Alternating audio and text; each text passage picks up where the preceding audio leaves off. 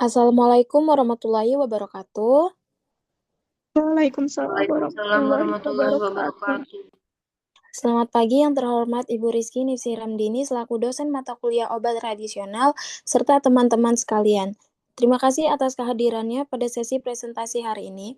Pada kesempatan ini, saya dan rekan-rekan saya dari kelompok 2 akan membahas materi tentang peraturan Badan Pengawasan Obat dan Makanan nomor 25 tahun 2023 tentang kriteria dan tata laksana registrasi obat bahan alam sebelum masuk ke registrasi obat bahan alam. Sebelum masuk ke pembahasan, ada beberapa anggota kelompok saya, yaitu Anissa Sahara, Desi Elia, Elin Arisusanti, Eni Maria, Indah, Maharani, Nuraisa, Nurrohman, Nurul Hidayah, Nyoman, Selira, Putri, Tia, dan saya sendiri, Triska Lorenzi. Baik, untuk materi pertama akan disampaikan oleh rekan saya. Untuk pemateri pertama dipersilakan. Pengaturan Badan Pengawas Obat dan Makanan BPOM nomor 25 tahun 2023 diterbitkan untuk menyesuaikan ketentuan registrasi obat bahan alam dengan perkembangan ilmu pengetahuan dan teknologi. Peningkatan penggunaan obat bahan alam di masyarakat menuntut adanya jaminan keamanan, khasiat, dan mutu produk yang beredar. Oleh karena itu, BPOM menetapkan peraturan ini agar proses registrasi obat bahan alam menjadi lebih jelas, transparan, dan sesuai dengan standar yang berlaku, serta untuk melindungi masyarakat dan meningkatkan daya saing industri obat bahan alam Indonesia. Cakupan regulasi Peraturan BPOM Nomor 25 Tahun 2023 menetapkan standar keamanan, khasiat, mutu, dan penandaan obat. Ini termasuk persyaratan bahan baku, proses produksi, dan klaim yang dapat diajukan seperti yang tertera pada registrasi obat dan bahan alam pasal 16. Yang kedua, mengatur tata cara pendaftaran obat untuk mendapatkan izin edar. Ini mencakup jenis registrasi baik baru, variasi maupun ulang yang terkandung pada pasal 44 sampai 49, persyaratan dokumen pada pasal 54 sampai 55, dan tahapan evaluasi pada pasal 72 sampai 73. Kemudian selanjutnya menjelaskan peran dan tanggung jawab berbagai pihak yang terlibat seperti industri obat tradisional, usaha kecil obat tradisional, importir, dan badan usaha pemasaran seperti bagian kedua, persyaratan pada pasal 24 sampai 30. Kemudian meskipun fokus utama adalah registrasi, regulasi ini juga menjadi dasar untuk pengawasan obat yang sudah beredar di pasar. Selanjutnya, poin kritis dalam regulasi ini adalah harmonisasi standar, artinya seberapa baik regulasi ini selaras dengan standar internasional untuk obat tradisional dan suplemen kesehatan. Apakah standar yang ditetapkan sudah cukup ketat untuk menjamin kualitas tetapi juga realitas untuk dipenuhi oleh industri lokal?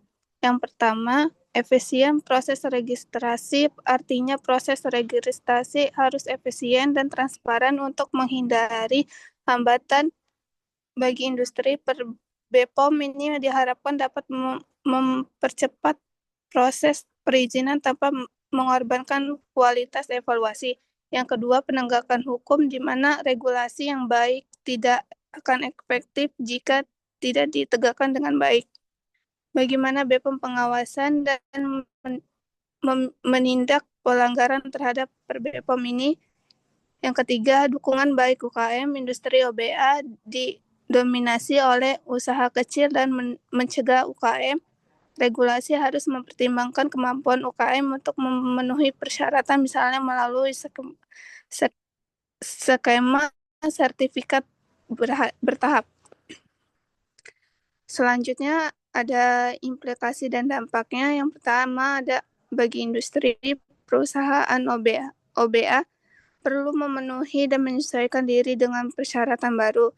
Ini mungkin memerlukan investasi dalam peningkatan mutu, pengujian, dan dokumentasi. Yang kedua, bagi konsumen, konsumen dapat lebih percaya pada OBA yang terdaftar karena telah melalui proses evaluasi oleh BPOM, namun edukasi tentang penggunaan OBA yang rasional tetap penting. Yang ketiga, bagi pemerintah, BPOM memiliki tanggung jawab besar untuk menerapkan regulasi ini secara efektif. Ini membutuhkan sumber daya yang cukup, sistem yang efisien, dan bekerja sama dengan pihak terkait. Kemudian ada masa berlaku izin edar, pasal 87. Izin edar berlaku selama 5 tahun, berlaku sepanjang tidak bertentangan dengan peraturan perundang-undangan dan dapat diperpanjang melalui mekanisme registrasi ulang oleh pelaku usaha. Kemudian pengecualiannya untuk obat bahan alam impor, jika masa surat penunjukan keagenan kurang dari 5 tahun, maka izin edarnya mengikuti masa surat tersebut.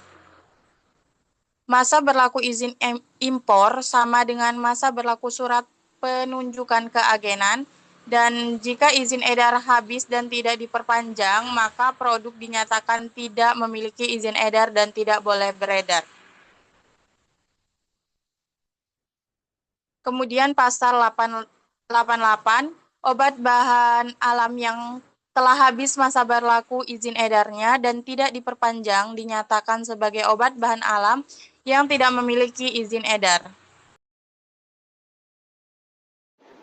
Bab 5 ada biaya. Pada pasal 89, pelaku usaha yang mengajukan praregistrasi dan registrasi dikenai biaya penerimaan negara bukan pajak atau PNBP. Kategori pengenaan biaya dilaksanakan berdasarkan: yang pertama, sediaan sederhana. Di sediaan sederhana ada luar, yaitu parem, pilis, tapel, cairan obat luar, serbuk obat luar.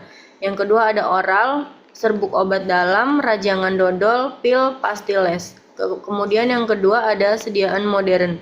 Yang pertama ada tablet, kapsul, krim, gel, salep, supositoria, cairan obat dalam, plester, effervescent, lembar fil, aerosol, dan sediaan lain berdasarkan kajian BPOM. Biaya ditetapkan sesuai ketentuan peraturan perundang-undangan. Jika permohonan dibatalkan atau ditolak, biaya yang telah dibayar tidak dapat dikembalikan.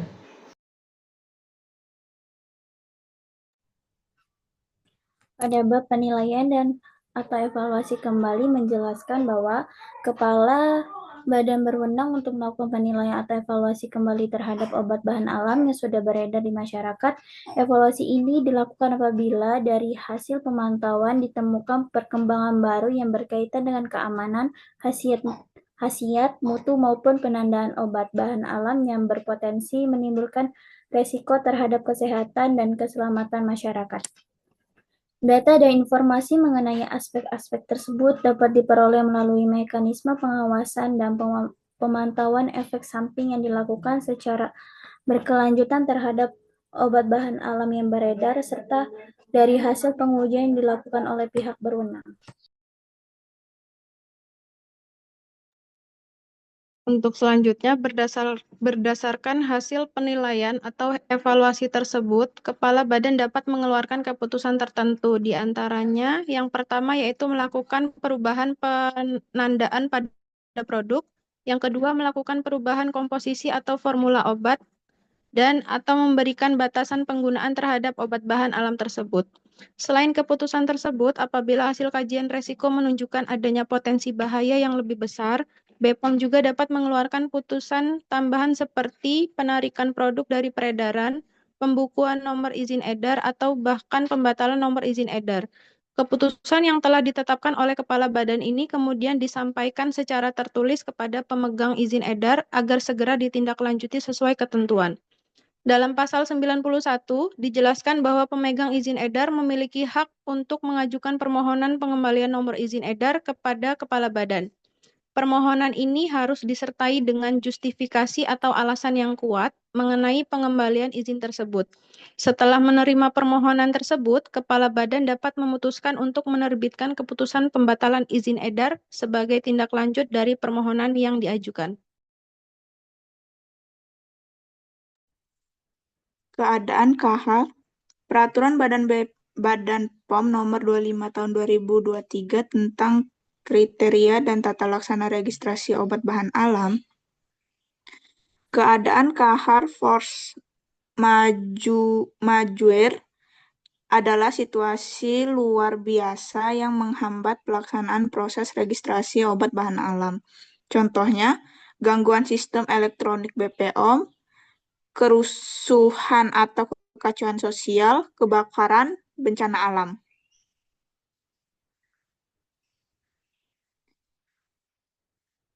Pasal 92 ayat 1,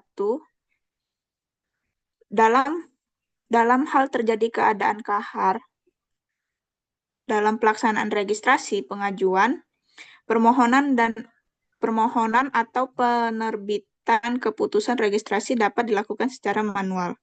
Makna, jika sistem online BPOM misal e-registrasi tidak dapat digunakan karena keadaan kahar, maka proses registrasi dapat dilakukan secara manual. Pasal 92 ayat 2, keadaan kahar dapat berupa sistem elektronik tidak berfungsi, kerusuhan, kebakaran, atau bencana alam. Penjelasan, BPOM memberikan toleransi terhadap kondisi yang tidak dapat dikendalikan oleh pelaku usaha atau BPOM sendiri.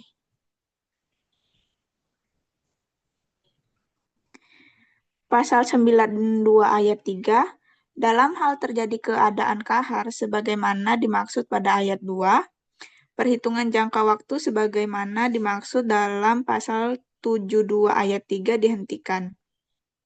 Artinya, selama keadaan kahar berlangsung, perhitungan waktu evaluasi registrasi dihentikan sementara hingga situasi normal kembali.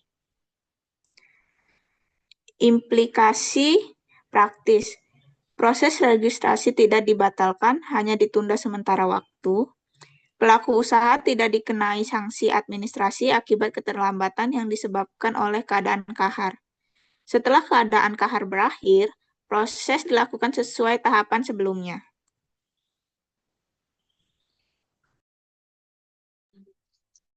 Bab 8 Iklan. Obat bahan alam yang telah mendapatkan izin edar dan persetujuan iklan dari Kepala Badan dapat dipublikasikan melalui iklan. Iklan harus mematuhi ketentuan yang telah disetujui BPOM, tidak menyesatkan dan sesuai dengan klaim produk yang tercantum pada label dan kemasan.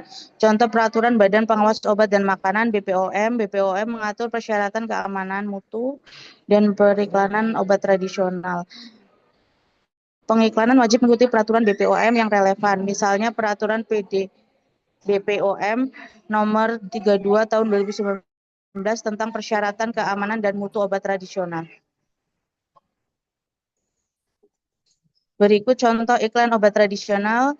Di sini ada tolak angin anak, green dawa, sidara kelor, obat batuk herbal, yaitu Herbakov.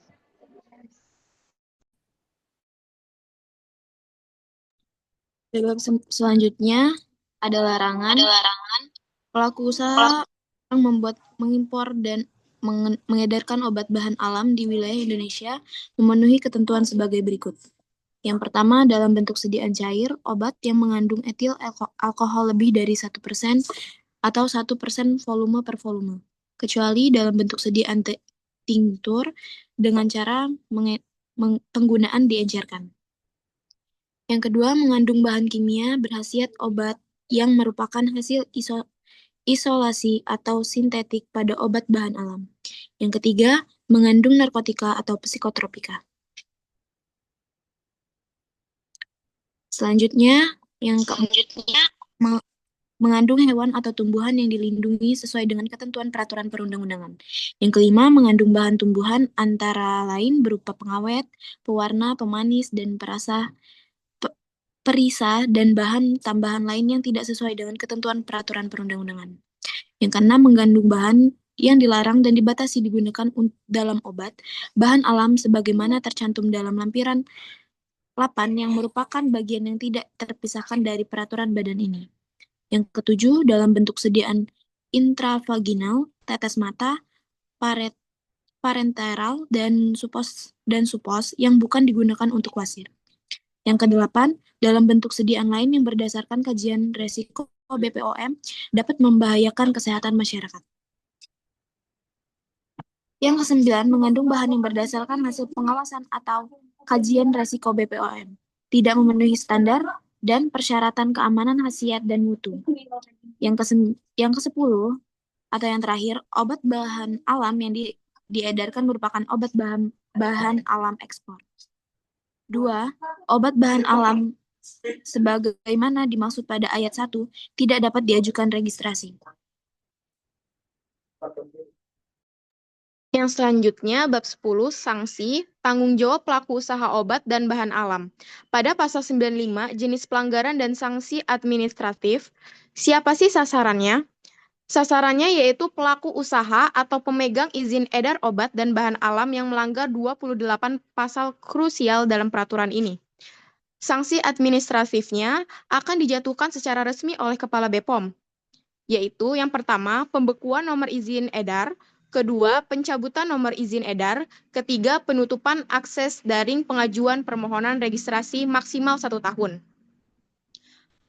Pada pasal 96, pencabutan izin edar,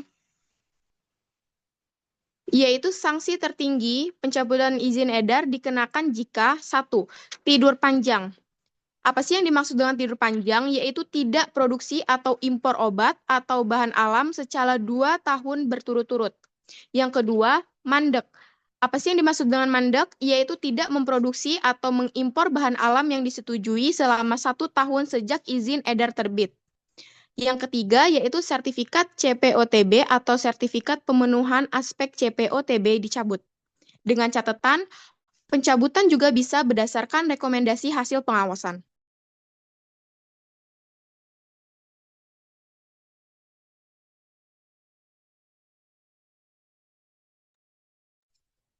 Pada pasal 97, jenis pelanggaran dan sanksi administratif, cara langkah-langkah untuk memberikan sanksi administratif seperti teguran, denda, penarikan produk, pencabutan izin, dan sebagainya akan mengikuti aturan yang sudah diatur lebih detail oleh BPOM.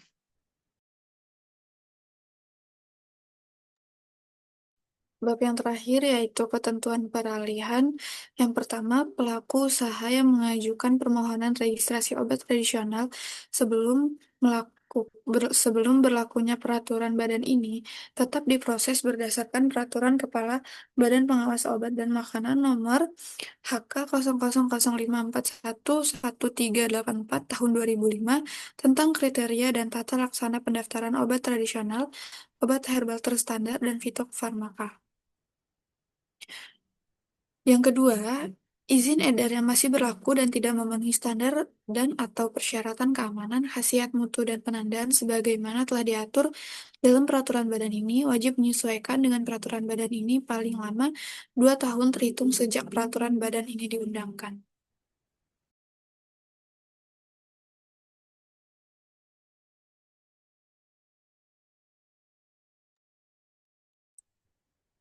Baik, terima kasih kepada pemateri atas penjelasannya. Sekarang kita masuk ke sesi diskusi atau tanya jawab. Bagi teman-teman yang memiliki pertanyaan, disilakan untuk menyampaikan. Izin bertanya, Kak, perwakilan dari kelompok 1. Iya, Kak.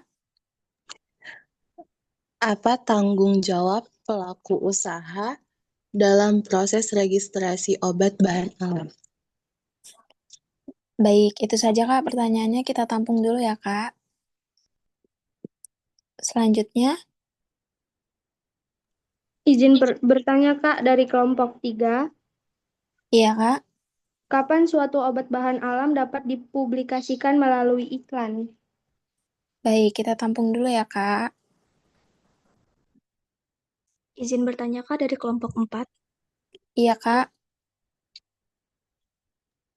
Apa saja kategori bahan yang dilarang digunakan dalam obat bahan alam menurut lampiran 8 di bab 9? Baik, ditunggu ya, Kak, jawabannya.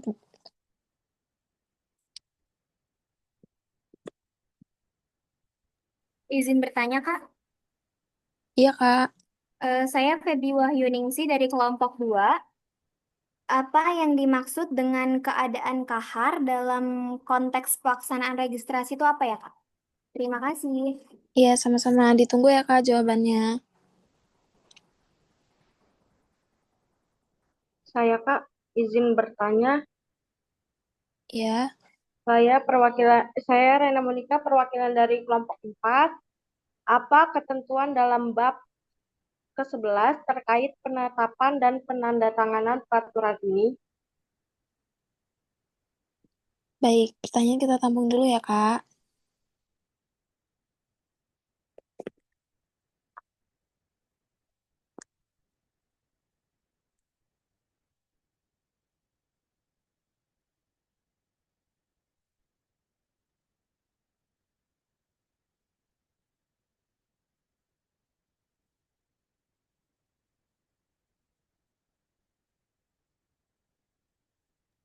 Izin menjawab untuk kelompok 4.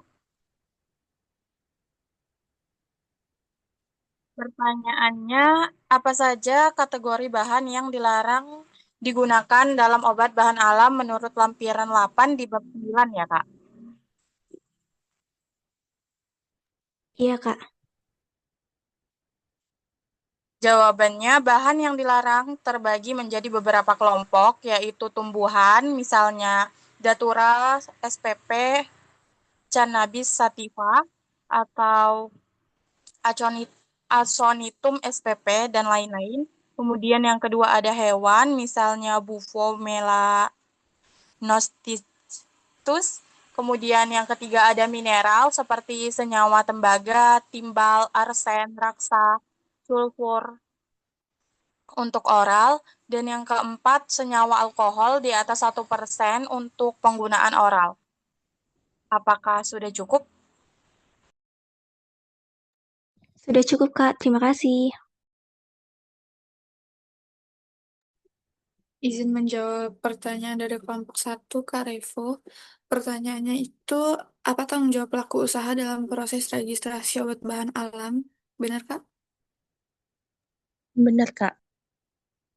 Jawabannya, pelaku usaha bertanggung jawab terhadap yang pertama, kelengkapan dokumen yang diserahkan, kedua, kebenaran dan keabsahan informasi dalam dokumen registrasi, ketiga, jaminan keamanan khasiat dan mutu produk, keempat, memastikan tidak ada bahan kimia berkhasiat obat, kelima, memperbaiki dan menyerahkan data jika diminta BPOM, keenam, melaporkan perubahan data produk dan menyediakan bahan pembanding serta metode analisis bila diperlukan.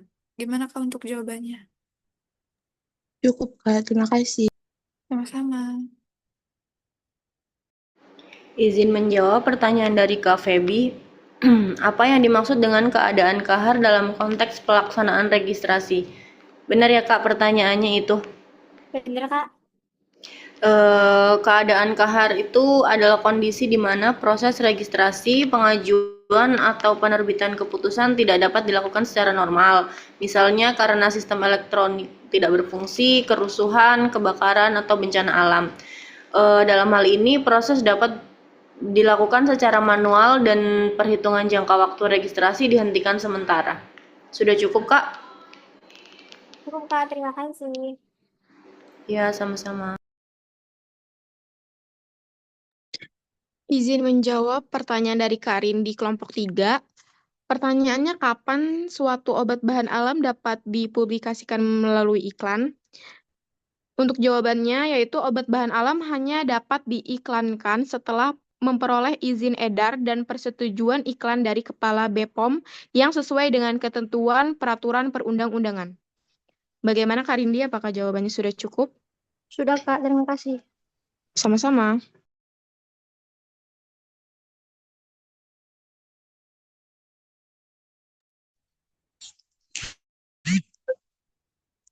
Izin menjawab pertanyaan selanjutnya. Apa ketentuan dalam bab 11 terkait penetapan dan penandatanganan peraturan tertentu? Jawabannya yaitu peraturan ini ditetapkan di Jakarta oleh Badan Kepala Pengawas Obat dan Makanan Republik Indonesia Penny Kalukito dan memuat ketentuan bahwa bahan-bahan yang dilarang dan dibatasi merupakan bagian tidak terpisah dari peraturan ini. Terima kasih. Gimana Kak jawabannya Kak? Sudah, Kak. Terima kasih.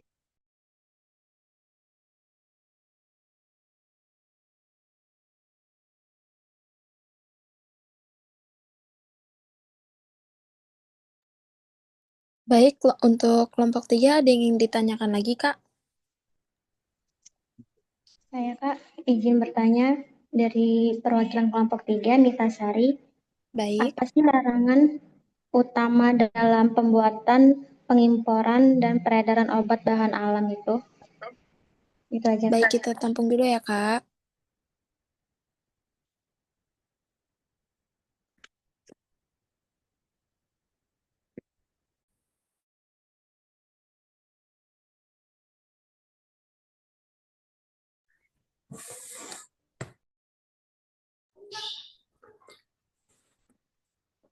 Baik, Kak Mita izin menjawab.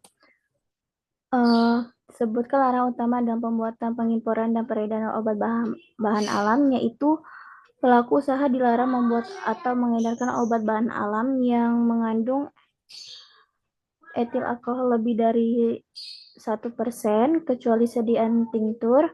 Yang kedua yaitu mengandung bahan kimia hasil isolasi atau sintetik. Yang ketiga yaitu mengandung narkotika atau psikotropika. Kemudian yaitu mengandung tumbuhan atau hewan dilindungi, memakai bahan tambahan yang tidak sesuai peraturan, atau mengandung bahan yang dilarang batas sesuai lampiran. Gimana Kak atas jawabannya? Sudah cukup, Kak. Terima kasih. Sama-sama.